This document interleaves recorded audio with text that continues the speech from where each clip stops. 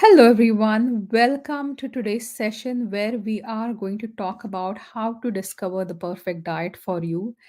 Have you ever wondered why you are perpetually battling with body weight, whereas your friend can absolutely not gain an ounce?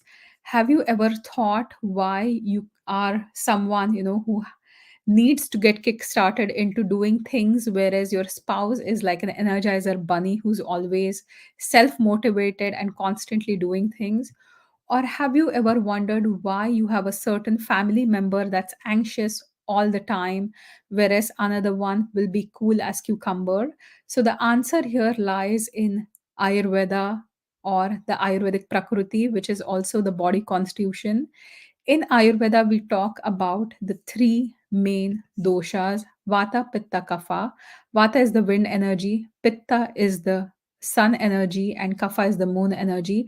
And not only are these doshas going to govern your body type, but these doshas are also going to govern a lot of your mental, emotional, behavioral characteristics, as well as how you metabolize the food, your body frame, your body metabolism, your digestion as well. And therefore, these will dictate your nutrition and what kind of nutrition requirements you have. So, when we look at the three doshas, Vata is the wind energy. Vata people are constantly moving, they're expending a lot of energy.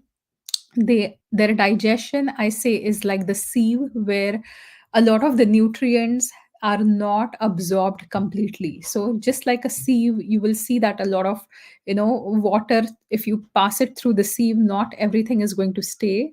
If you put certain foods, some that are compatible with the sieve will stay, or bigger than the holes in the sieve will stay, and the others will pass through. Similar to that, vata digestion is where the person is not completely absorbing the nutrients. The digestion is weak. At the same time, the person is used to spending a lot of energy physically, mentally, emotionally. And that is why their energy requirements are going to be much higher. Right.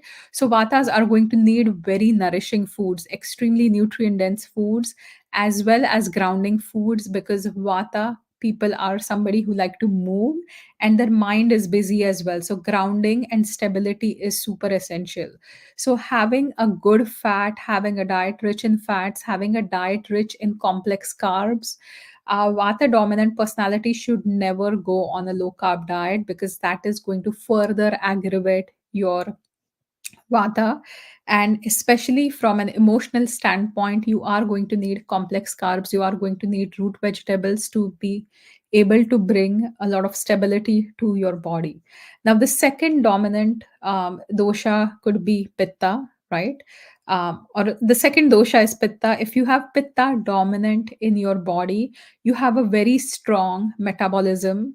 So vatas are lean and thin because of the movement and how their body works, but pittas are always in the normal weight. They're not going to struggle to gain weight like vata types, or they're not going to struggle to lose weight like kapha types. So they have a really good metabolism and they have a medium body frame.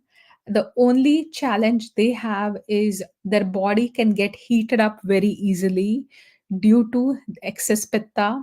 And this pitta, because it's dominant, can get aggravated very easily. So if you are someone who is on a diet where you're having a lot of fermented foods like sauerkraut or kombucha or kimchi, not going to be good for you.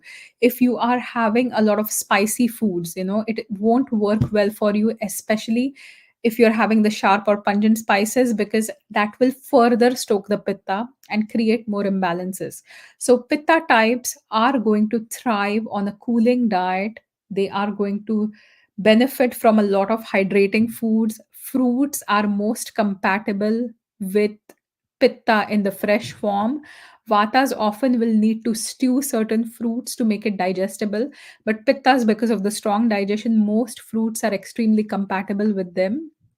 And they should include a lot of green leafy vegetables. They should include a lot of condiments, or garnishes, sorry, like cilantro or parsley, which are also cooling herbs. So celery, cucumbers, watermelon, so all the hydrating foods that have good amount of water content is going to benefit the pitta, and that is a specific pitta diet. How pitta diet should be planned.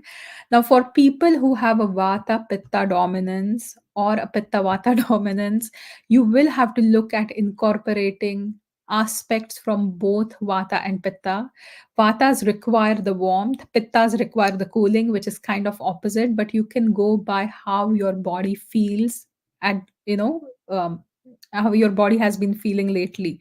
So that will dictate your diet. And one thing that you could do is having good, nourishing, hydrating food. So hydration is something that's very commonly required for both vata and pitta dominant diet. So making sure you have good amounts of soup, stews, or foods that have a liquid component is super important. Now, the third dosha we talk about is the kapha dosha. Kapha is where people have, they don't have the strongest digestion, but they have a very good assimilation, and they retain everything in the body. So it's like a sponge that is going to soak up everything. Kapha dominant people hardly get nutritional deficiencies unless they are thrown completely off balance. So I say they are like the sponge who's going to soak up everything, right? And because the activities are also very light, they don't like to exercise, they could be couch potatoes at times, or they will expend their energy only when it is really required. That makes them store a lot of the energy. So in such a situation, if you are having a heavy diet, especially like a heavy meat based diet like paleo, or a heavy fat based diet like keto, it is going to work against you. So kapha is more kafas would benefit more from very light, energizing foods and spices that are going to stimulate the digestion metabolism, and that will also stimulate some kind of a movement in the body. So, having foods like cinnamon, cloves, fenugreek will balance the blood sugar, will also give you energy, and will support the digestion. For Kafas, always having sauteed green leafy vegetables, low calorie, high fiber foods is going to be extremely beneficial. For Vata Pitta types, you could go for higher fat in your diet. Vatas would benefit from a higher fat for sure, and Pittas from good hydration. So this is how, understanding what kind of a diet your body requires will unlock the secret to your personalized well-being. Again, kafas would thrive on a more plant-based diet, more vegan diet, vatas more fat-based diet, and pittas are going to require sweeter fruits, more nourishing, more hydrating fruits, right? So this is a little talk about what is the perfect diet for your body. For this, you will have to find out your Ayurvedic body constitution or body type. And if you are interested in knowing your body constitution or your body type, feel free to message me, and I will be more than happy to help you out. Often, when people start assessing their body type, they are already in a state of imbalance. I have come across a lot of my clients who are misdiagnosing their Prakriti.